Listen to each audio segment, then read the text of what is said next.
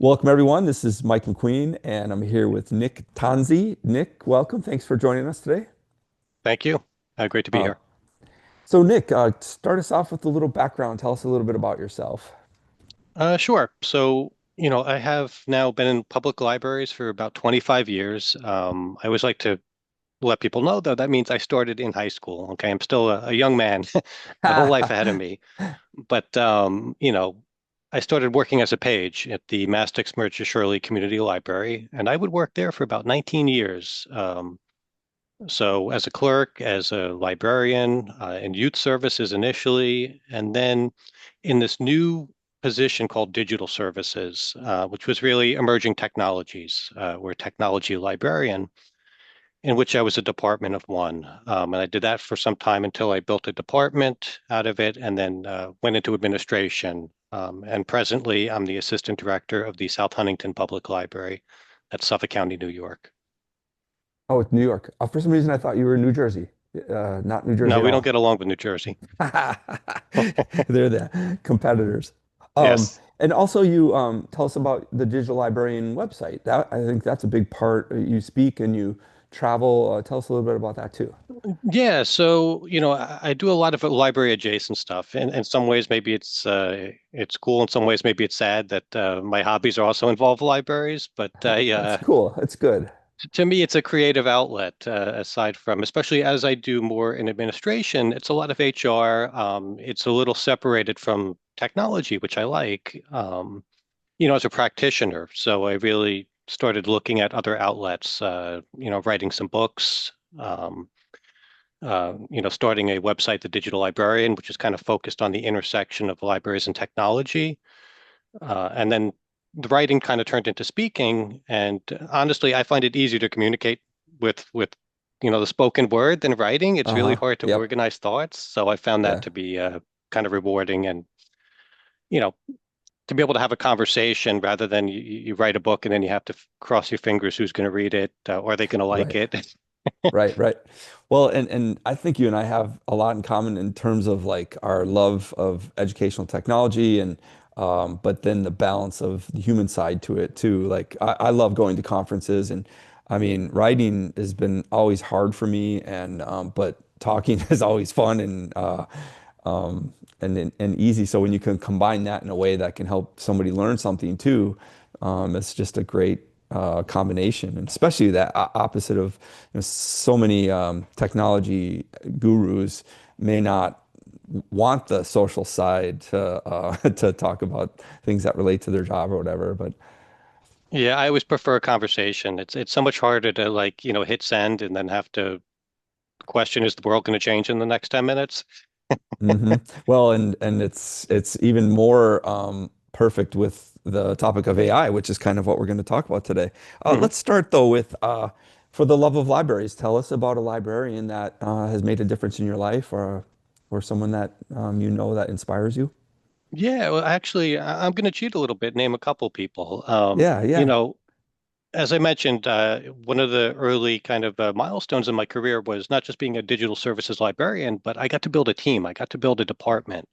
And in that meant really, when you build a department from scratch, it's really great because you get to pick the best of the best and build that Hmm. team where everybody works Yeah. together and gets along.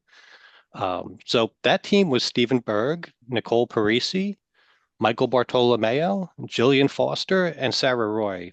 And personalities are so kind of key to a team getting along well and really succeeding. So that was to me, I have such good memories of just a bunch of folks that were really passionate about what they do, that we kind of all found each other and built something I think was special. I love that. Some of the other people I've interviewed have, thought of their childhood and librarian they had maybe when they were in school or their local public librarian as a child or whatever. And I love that. Yeah, our colleagues can be super inspiring as well. Yeah, we all Um, learned from each other. We mhm. literally were picking people that know stuff we didn't know, and collectively, we're really Yeah. able to build a neat department that was very forward thinking. Mm. Well, I don't think we're going to get into the impact of AI on the world of work. Maybe we will, but Mhm.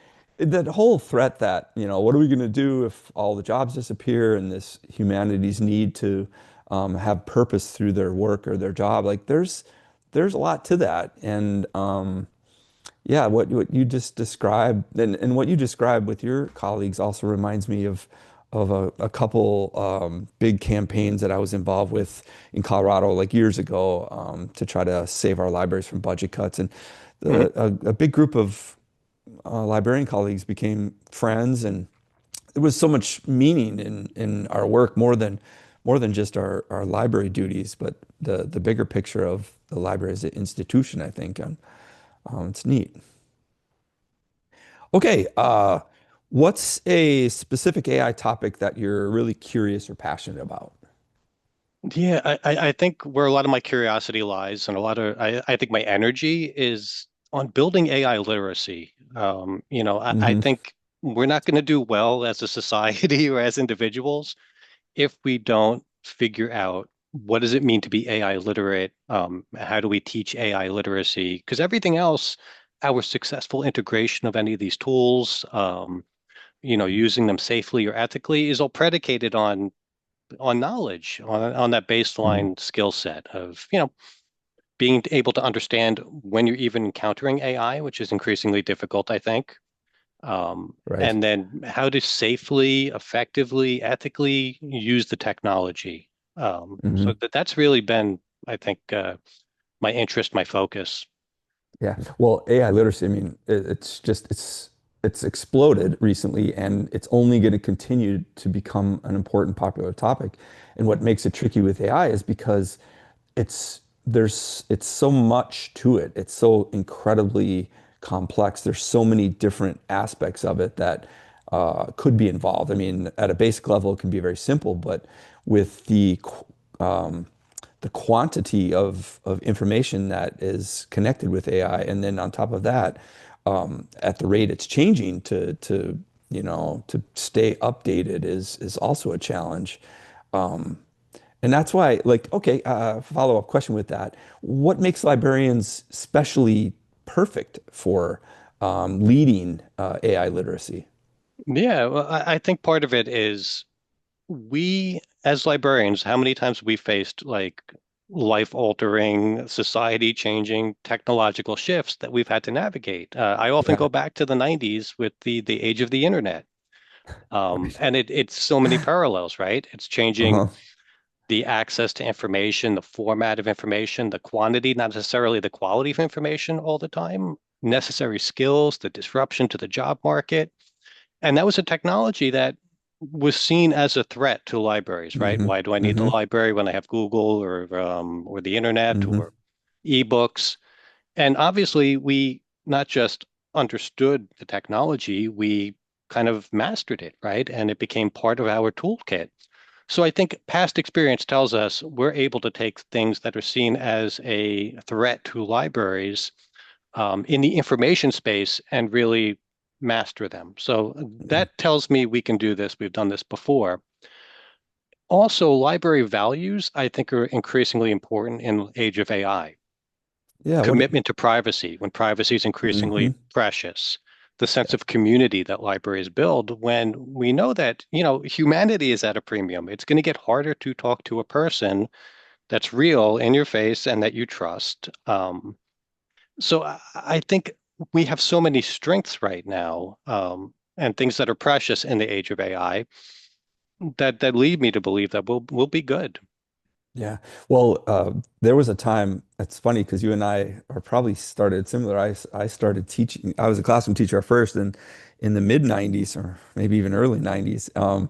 And then when the internet came, I mean, my job title, once I became a librarian, I started off, the title was media specialist, and then that became um, li- uh, information specialist. It was changed to information specialist for a while, and then we became teacher librarians, and then Mhm. we became digital teacher librarians was our title, and it's just the evolution of the position and the core of a librarian's role of information has just been center for hundreds, maybe thousands of years, I think, ever Yeah, since and information started. Right. And in this instance, too, when something like AI pops up, right, and you have this sh technological shift, plenty of us are not in school anymore, right? And the library, the public library in particular, kind of functions as that classroom that's open to all, right, at any point in your Hmm. life. So we're kind of positioned to help people catch up that this is not going to be part of their formal education in public school, or in college if they're already out. So we're able to kind of fill in that gap that exists in formal education with this disruptive technology. Mm. I just I just finished chapter about AI storytelling, and a big important part of the chapter was trying to help librarians. Like I gave an example of how to offer a workshop, like a 2 hour workshop on AI storytelling, like a really simple, Mhm. low threatening, easy uh, type of project. What advice do you have for public librarians especially, but I guess any type of librarians that might want to offer something to teach their community about AI literacy skills? Yeah, so oftentimes when something new like this pops up, right, and you're trying to teach, but also trying to learn simultaneously, it's an uncomfortable spot to be in. And what I always remind people is you don't have to spend so much time on creating curriculum. Oftentimes that curriculum already exists. It's a matter of curation. So like when you publish that book, that's going to be a source that people can lean on, for example, where they don't have to invent the curriculum, which is time consuming. And many of the areas where AI is impacting, things like media literacy, organizations that do this work are playing catch up. So, like the News Literacy Project is working on what news literacy means in the age of AI. Can you tell us about There's the News Literacy Project? What? Yeah. They basically teach media literacy. It's a nonprofit organization. And Okay. so when the technology changes, we're all playing catch up. Hmm. And, you know, so there's stuff to find there. Sandy Herveau, Amanda Wheatley, these are folks that are doing things in terms of frameworks on AI literacy specifically for library instructors. So a lot of your early work is going to be on just curating good resources, evaluating them, and then using them to effectively teach rather than having to, invent the curriculum yourself. Right. Well, and there's such a big push for just giving people access, giving them a Mhm. little bit of not like a lot of too much information about certain tools or whatever, but just introducing them to the possibilities there and then giving them time to And play and that's such a experiment. great point is just having a space where you can safely experiment with just some Hmm. guardrails, with some staff guardrails is so Hmm. important. Because one of my concerns actually is traditionally the libraries played the access game, right? There's haves and have-nots. 3D printer comes out and it's like $10,000, and your average consumer Right. can't get that. But the Right. library, organizationally, it's a little more affordable, and then we provide access. In the case of AI, the access problem is that everybody has access, but they don't have understanding. And that's Hmm. a dangerous place to be. Right. So early efforts on just being able to demystify the technology, to show people what is ChatGPT and how does it work and what are the ethical concerns, and to get a little hands-on and understand like maybe don't enter personally identifiable information in these systems goes a long ways. Because right now, for a lot of people, it's magic. Whether they think it's black magic or it's good magic is another matter, but they don't view it as math, which is what it largely is. So Mm. demystifying the technology, and as you Yeah. mentioned, just that access in a controlled environment Right. doesn't require a ton of expertise on our part. It's Hmm. the way I used to talk about coding for folks. We think of coding as this heavy lift, and it's about problem solving. We used to give children and teens access to little robots like Ozobots, Hmm. and we would say, no, no, no, you give them the problem. You show them how to turn it on, how to turn it off, and the basics of how it operates. And then the education is them figuring out how to solve the problem, how to knock down the bowling pins, or how to navigate the maze. You don't need to know how to do that. You just need to know the basic operation of the device. And that same is true of AI. We're talking about understanding maybe some effective prompt structures or how the generative AI, we're largely talking about how it Right. works, Right. and some of those ethical concerns. And then you're the playground. You're it's the makerspace model.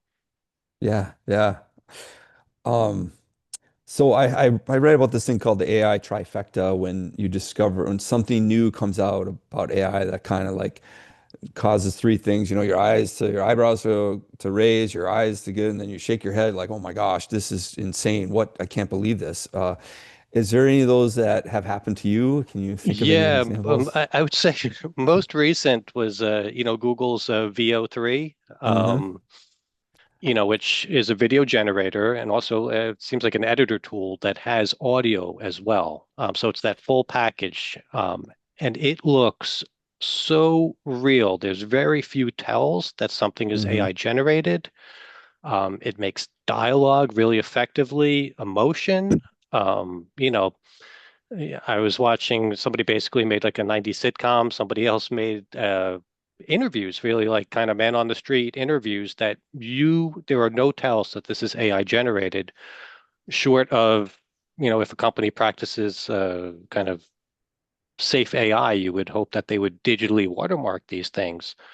But that both excites me, but also frightens me because the Yeah, the space that I'm most concerned about when we talk about AI is our inability to know what is true. right, And when we right. lose that, I think only bad things happen. Yeah, like deep fakes. I guess I don't worry as much about that. I mean, it reminds me of when Photoshop became popular. Everyone was like, "Oh my gosh, how you can't tell. I can do something in Yeah. Photoshop, and how are we going to know there's not going to be a need for photographers, and it's going to completely change." I mean, and it has Photoshop changed a lot, Mhm. and a lot grew from that as well. But yeah, with VO, I also noticed, and I kind of heard this coming a while ago, the ability to use it as a video editing tool. I Mhm. saw the sample in their demonstration where, they had a clip and then you can add on clips that are connected to the clip that you just made. So, I mean, right now I think it's limited to 60 seconds maybe, or and that's only what they're making it available to like everyone. I'm sure that they're Right. capable, but that whole notion that the time is coming where anyone can make a full feature film with all the tools, everything to go along with it. It's easy to get caught up in that, like, oh my gosh, this is what's going to happen next. And I think it's for people that haven't like even know anything about that, I think that's causes some fear for a lot of people. Let's talk about fear a little bit. Yeah. It's I think recent statistics and studies show that there's been an improvement in fear. I think more than 52% of Americans were fearful. I think that was in 2024, and I think now in 2025 the numbers improved a little bit, but overall it's still people are just scared about a lot of things that relate to it. So, what are your thoughts about that, and how do we deal with that? Yeah. Fear. Well, I think that, fear is sometimes helpful because when you're fearful, you're cautious. And, Mm, being cautious, being skeptical of a new technology, I think is important. But I always want your fear, your skepticism, your excitement, any of that to be rooted in experience and what you know, not what mm. you think, not Heard. what you heard, what you imagine. Because you'll get, and there's been a gap too. Like the industry is especially excited about this technology and thinks more positively than the average person on the street. Yeah, Um, yeah. so there's always going to be a perception gap, but I think the best thing you can do is to demystify that technology Mm, and then have people have, they're entitled to their opinion, but I'd like it to be based on actual experience. That was kind of an early focus for us here at South Huntington was to have a staff AI user group where we mm. got hands-on Oh with the yeah, that's right. technology. Yeah, I was really Yeah. excited to hear about that. I think I messaged you about that. I was like, "Hey, Mhm. this is really cool. Like, I want to do something like this." And it's a lot of work, though. But tell us a It little is, but about it that. isn't. It's a little bit Okay. like what we talked about, Mike, with the like what is the lift when you're teaching patrons? And a lot of it was just having a little bit of structure and introducing staff to various pieces of, generative AI, text to image generators, your LLMs, large language models. Of course, ChatGPT was included in that. Um, and really, this was staff were invited to this. It was all staff were allowed to come to it. We got about We have right around 65 employees, and we had, I believe, around 15, which is a great number for trying to Mm, coordinate meetings that worked in different aspects, different areas of the library. And the whole idea was to introduce them to a different tool, show them how it worked, and then give them a task that they could try to apply it that was generic mm. enough that, my custodians or my head of reference could have the same similar assignment, help Yeah, yeah. draft a memo or use it creatively to try to solve a problem, Mm. a brainstorming activity, those types Right, of right. things. And then we meet back and discuss. And when we talk about that fear, that excitement, what was interesting is the dial moved in two different ways for some people. Some people, the more they knew, they went from fearful of the technology to more of an advocate, or at least, Yeah, cautiously yeah. optimistic. Right. And then some folks that maybe I think were maybe, and this is coming from me, I thought they were like techno optimists, were like, whoa, wait a minute, and had some concerns. And I Yeah, think yeah. that movement in both directions is good. It means that, like, Hmm. folks are kind of moderating their opinion based on actual experience that varied from what they imagined. Right, right. Hence the need for literacy, just to learn what it is and how it works. Well, and the fact of experience, it's so important because if people try to just, and I think some people or a lot of people do this, they try to like block it. They know a little bit and they know enough that causes them to be concerned, and they're maybe lack the courage to to face what's concerning them, and they come to impressions and judgments that are not based on the full story of maybe what it is. And I think that's, yeah, you're right. The more experience they can get. And it is tricky because of how quickly things advance. Mhm. That's another issue. I think people underestimate the impact of that, of how quickly the advancements are. Like hallucinations used to be, that's all we ever heard about at first. It's like, oh, well, don't worry because, it makes all these mistakes and it doesn't know, it can't even do this. Yeah. And when I knew that the hallucination problem would get tackled, and it still isn't fixed, but it's a ton better than what it was before. So, I just imagine some people thinking, when I hear people now saying, oh yeah, when they talk about hallucinations like they did 2 years ago, it makes me realize that they're still basing some impressions now on outdated information. Like, not to say it's been solved, but you get my point. Like Yeah, I that. remember, and I can't recall the name of the person, but I had been, there was a futurist that was talking about, technological change. And at the time they were looking at, was it Boston Dynamics, the Okay. robots that can, like, they Hmm. have the robo dog and the robo people, and they're Yep. like doing gymnastics. And sometimes they would fall and trip and do something silly, bump into Uh-huh. a wall. Yeah. And he pointed out that we tend to compare peak human performance to the worst moments of a technology, and to show Mm. how it can't match us. And that's just not, like, I trip walking up the stairs all the time. Right. Um, you know, I am not, we all make mistakes, and we tend to focus on that. But yeah, Mm. you're right. It's moving quickly, and I think that sometimes you can't even get ahead of it with your projections. They can seem outlandish when you talk about, the adoption rate of the technology or its capability. But the past shows us that, again, 1993 was World Wide Web, and just a few years later, it was essential that you had a website in order to, be kind of a forward-facing organization. Uh, Right. Right. AI has the ability to Adaptability. just enhance the rate of change. These Right. systems Right. kind of, it's a self-reinforcing loop that they're on. Hmm. Yeah, that's the latest thing that's been popular in the AI news is self-teaching AI. They can train themselves and learn independently on their own.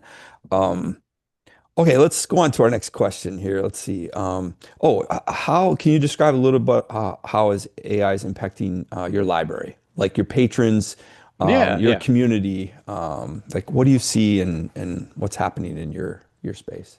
Yeah, I mean, there's a couple different things that are all kind of swirling on. Broadly speaking, we all exist in the same information space. So that's the first piece of it is it's changing the nature of search. You run a Google search and you're kind of, if you're on the internet now, you're immersed in the output of Hmm. generative AI, right?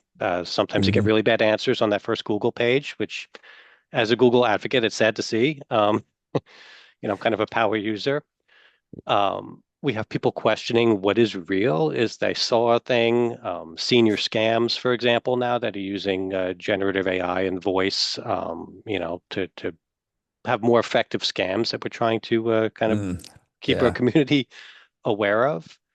We've had instances where people are looking for books and other materials that don't actually exist. Somewhat infamously, I'm sure you saw the Chicago Sun-Times had a book list, summer reads, and they were AI generated. A bunch of the titles didn't actually exist. They cut some Okay. corners. Oh no. I guess the editor Well, did.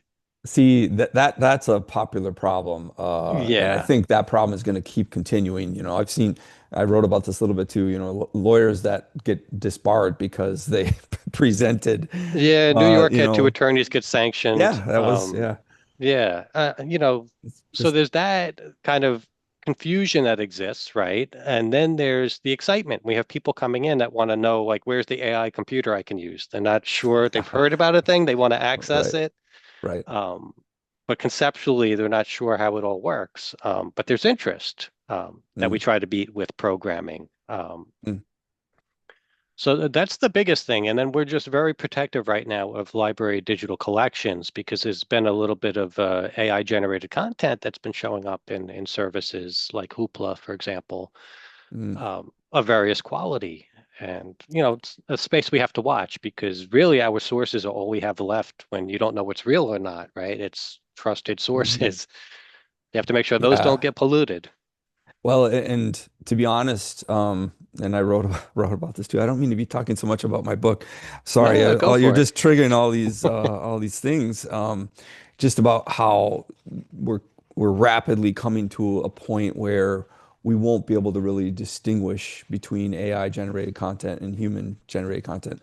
Even when you find information online, even if it has a person's name next to it with the date that if they wrote an article, Yeah. we see AI tools are embedded in all of our word processing software and all of our blog tools. Um, and, AI detectors can't detect whether or not it's AI created or influenced or whatever. And we're I also hear you. teaching It all kids. goes back to like it's the big questions, right? Like what is human creativity? What is authenticity? Um, you know, what is the nature of entertainment? I used Mm, to worry less about like if a book is AI generated, okay, but it's fiction. If you like it, I read lots of really schlocky, high fantasy. It's right. comfort food for me. It's not it's not the best examples of American literature, Yeah. but it's entertaining. Right. So AI generated content in that sense, I'm not as concerned. Although, listen, I'm also not writing high fantasy where that would be concerning to me as a loss of Hmm. income. But it's the nonfiction. It's when we talk about AI hallucination, when we talk about even who's responsible. Like if you're giving out bad medical advice, and Hmm. if it's a human, you can sue them. If it's an AI, what does that mean? Hmm. Those are my concerns. I worry about the accuracy of information when Hmm. it's, critically important. Well, I was researching for something and I came across this web page and I wish I could remember what the topic was, but it had something to do, I think, with how AI models were trained, like something specific about it. And the page that I came across was written by a person. It had their little profile picture and their name and the date and all that. And the web page was just really well written. It was really incredible. It was easy to read. It was organized well, and I was just remember thinking like, I appreciate this information so much because it covers all these things that I didn't even think about. And then it dawned on me, I'm like, well, shoot, what if this person had written it, with AI, or what if AI did all of it? And then it just kind of hit me. I'm like, well, it didn't really, for that moment, it didn't matter so much to me because I was more interested in like the specific information. Yeah. And it just made me think like that the soon it will be. impossible to tell. And I think you touched on a good point, like what is the purpose of it? I also think too that we're more critical when AI generated content is partial to our what we're passionate about. You know, if I'm a photographer and I see AI generated photograph, it might offend me more than somebody who hates photography that could No, care that's less. exactly right. And it's something we encounter all the time is there's a called a passion gap depending on like how the AI Mm, is the other thing is passion it's a gap, yeah. disruptive technology, right? And Mm, it's inherently unfair. It's going to impact all of us differently. And so, mm, for librarians, a lot of past innovation oftentimes is a blue collar threat. We think of automation as a blue collar threat. And mm, in the digital age, a lot of these are white collar threats. It feels quite yeah, personal when you yep, have, a agentic AI answering your reference questions, right? right. So it's That's a really great point. tricky. I haven't really thought about that much about, yeah, over all the innovations we've gone through over the decades or even longer. Yeah, blue collar, and now suddenly nobody's immune to being, at risk I saw of this change. great piece of advertising, Mike, where it was a building and it was about half finished, so it still had the scaffolding up and everything. And I imagine this was like a union shop that had put up the sign, but right next to it, it was, "Hey, ChatGPT, finish this building." There's Right. which it shows you that again, some industries are safer than others. Some people Hmm. feel a threat more acutely. So See, yeah, yeah, and it's why you'll encounter some people that are very excited because to them it's an opportunity, and for other people it's a hmm threat. hmm Well, and I feel like it's a double-edged sword for me because I've always felt that technology has been a great equalizer, and I've loved integrating technology. I mean, it's what drew me into being a librarian all those years ago. Like, a librarian said to me, like, "Hey, you're really good with this stuff. You should think about being a librarian. Everything's changing that way." So I'm like, okay.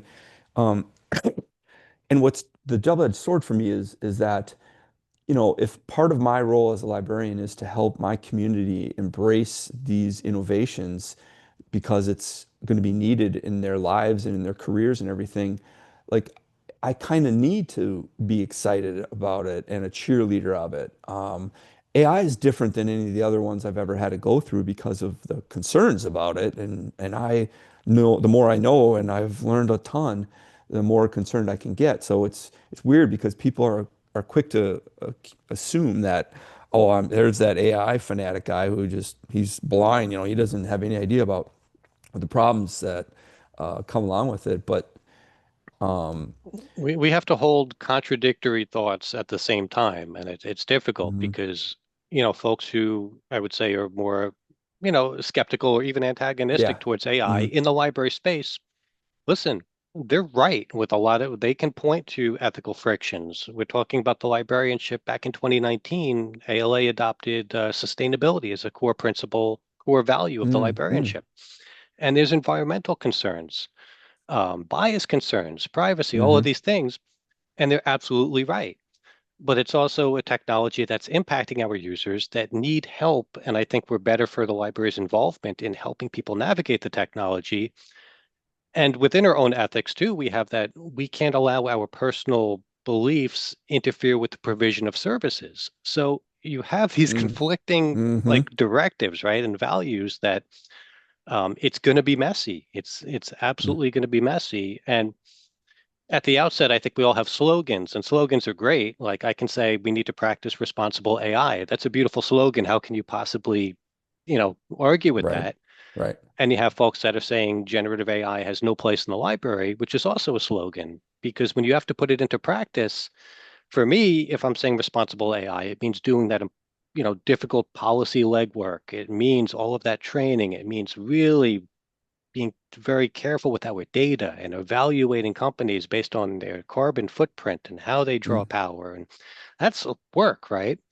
And for it's simply to wish AI away sounds like great and just ban it from the building. But now, what you're uninstalling Windows operating system, you're not right, using right, any workspace software. You're Right, refusing right. to help people who need help Hmm. because you find it repugnant. Like, so we Yeah, all have a yeah. lot of work to do, and it's gonna be messy. Well, last topic that Mhm. let's talk about is the future of libraries and the role that AI can play in our field. I write about this a lot, and I've been passionate. I mean, pretty much my whole career has been trying to help provide a new adaptable value to my community through technology. So, as AI is now at the center of everything, how it's a two-part question for you. And it relates to leadership. How can some of the higher level library administrators, what can they do to uh, to help lead the way? And the second part, which is maybe really interesting, important to me, is how can everyone be a leader, including if people that are maybe nervous or aren't as tech savvy or confident. So both Yeah. ends of those spectrums relating to leadership. Yeah, I mean, a lot of this is like so much of the focus now is like, how do you get your organization AI ready? And I think in part it means having a lot of conversations with staff, folks who like the technology, dislike the technology, or scared of it, um, to make sure that staff feel supported, that they Mm, understand how it works, to add some of these guardrails that don't exist right now in society, right? Like mm, tool usage, and evaluating tools. So what is appropriate to use and in what context? And making sure that they're trained in order to be able to succeed.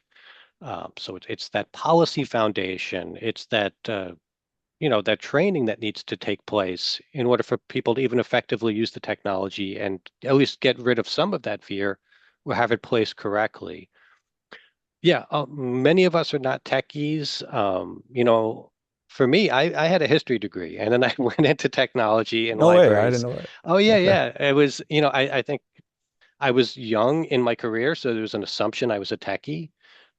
But really, most of my career involves figuring things out. That was the essential Mm, skill, was being able to learn on the fly and then to teach hmm. others.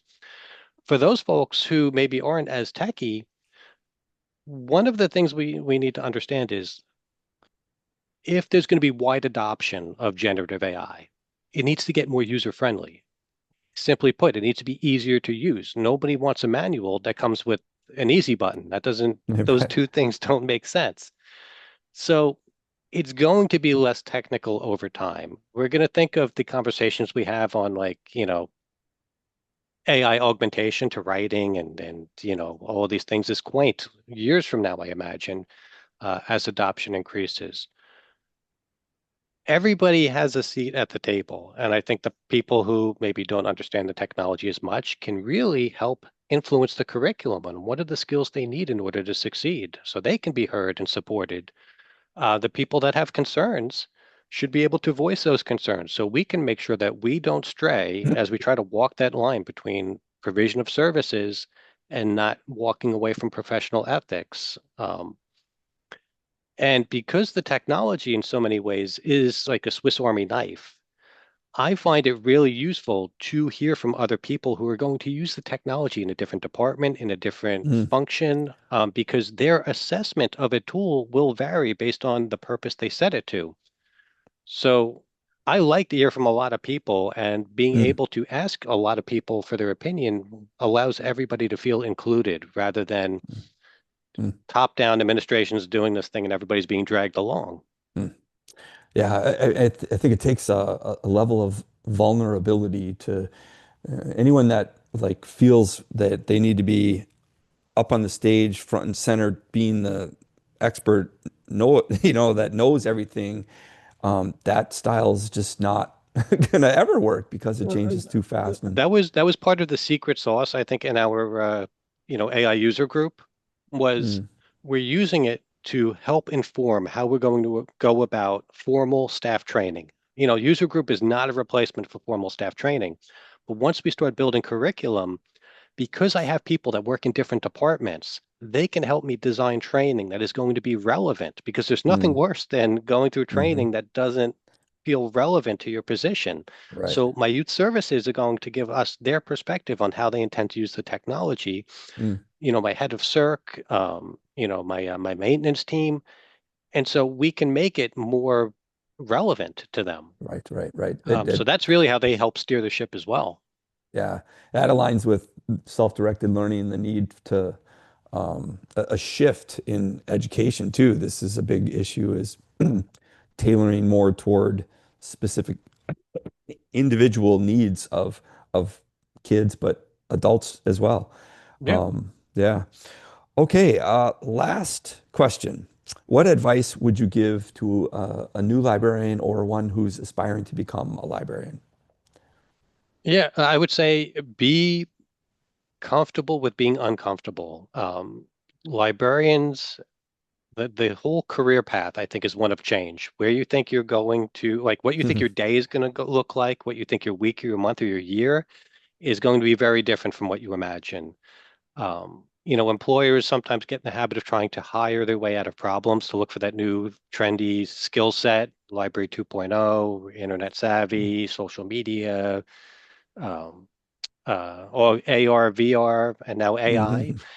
And, to me, the most important skill set is the ability to learn and to teach others, because that's Mhm. how you can make your influence felt, is by being able to kind of adapt to the job. Mhm. So really prepare for change, prepare to be adaptable, and in order to kind of to succeed in your career, you really need to embrace that sense of change and churn. Doesn't always mean liking it, but it means getting comfortable with it. Because any of us who have worked in this career for any amount of time have seen unbelievable amounts of change, technological shifts. We've all just went through a public health crisis. It's a once in a century. Right. It, it it's just one of constant change.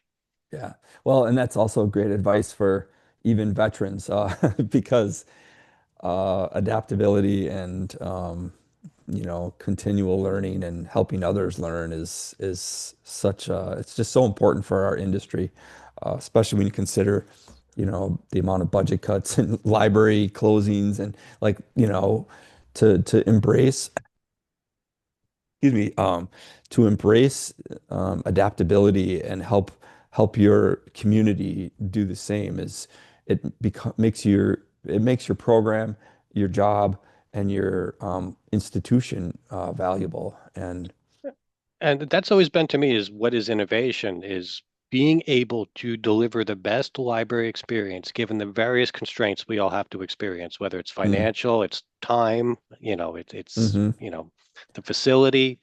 We have all these constraints placed on us, and it's how do you extract, and distill the best library experience for your users, given all those very real things, because mm, most of us can't just spend our way out of any problems we have. right, right. Just the other piece, if Uh, you're looking to succeed in this career, just be prepared for you're not going to get rich in you're libraries. right, right, right. Uh, okay, so if someone is interested in bringing you to speak or hire you for consulting or PD or whatever, how do they find you? Oh yeah, so I'm pretty present on LinkedIn, I would say, but Okay. also I have a website. It's hyphenated. It's the digitallibrarian.com. Okay. Um, so Yep. yeah, that would be a place where I kind of advertise my services and also share my Yes. thoughts on technology. Yep. I know both those sources for you and follow you, and you're awesome. So I appreciate all that you do, and thanks for taking time to chat with me.